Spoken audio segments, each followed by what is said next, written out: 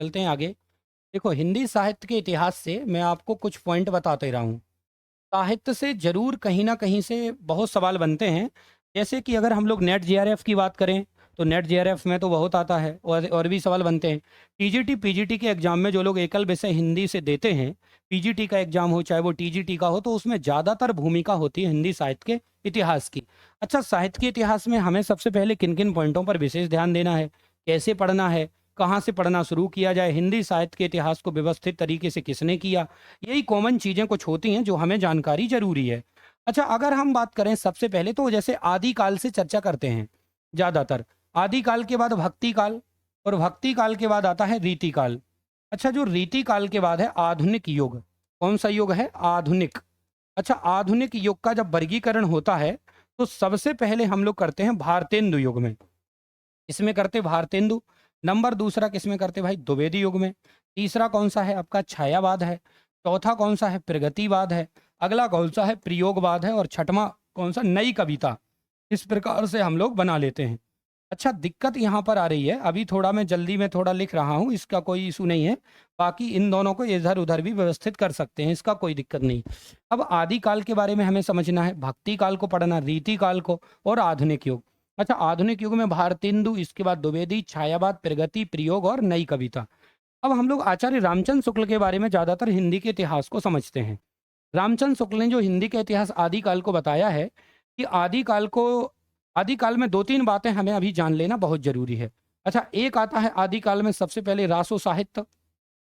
रासो साहित्य के बारे में भी आपको पता है कि कौन-सा रासो कहाँ पर है और एक आता है नामकरण।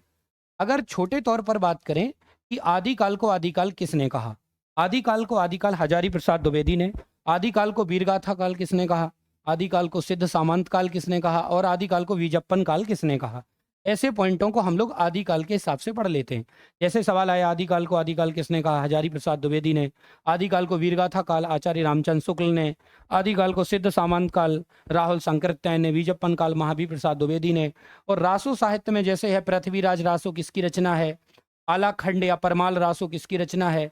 बिसलदेव रासो हो, चाहे वो कोई भी रासो साहित्य हो, हम लोगों को आदिकाल में ऐसे पढ़ा दिया जाएगा। इसके बाद भक्ति काल को 2 भागों में बाँटा गया। एक का नाम है भाई निर्गुण भक्ति और दूसरे का नाम है आपका सगुण भक्ति। अच्छा, यहाँ पर मैं आपको थोड़ा-सा लिख नहीं पा रहा हूँ, यहीं बता दे रहा हूँ, निर्गुण भक्ति और सगुण। जब हम निर्गुण भक्ति की बात करते हैं तो निर्गुण भक्ति 2 भागों में बँटती है। एक का नाम होता है संत काव्य धारा और दूसरे का नाम होता है सूफी काव्य धारा। संत काव्य धारा के जो प्रवर्तक हैं उनका नाम है कबीरदास और सूफी काव्य धारा के प्रवर्तक हैं उनका नाम है मलिक मोहम्मद जायसी।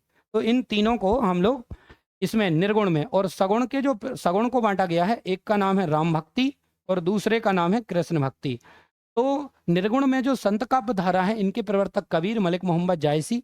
राम भक्ति के प्रवर्तक गोस्वामी तुलसीदास और कृष्ण भक्ति के हैं सूरदास।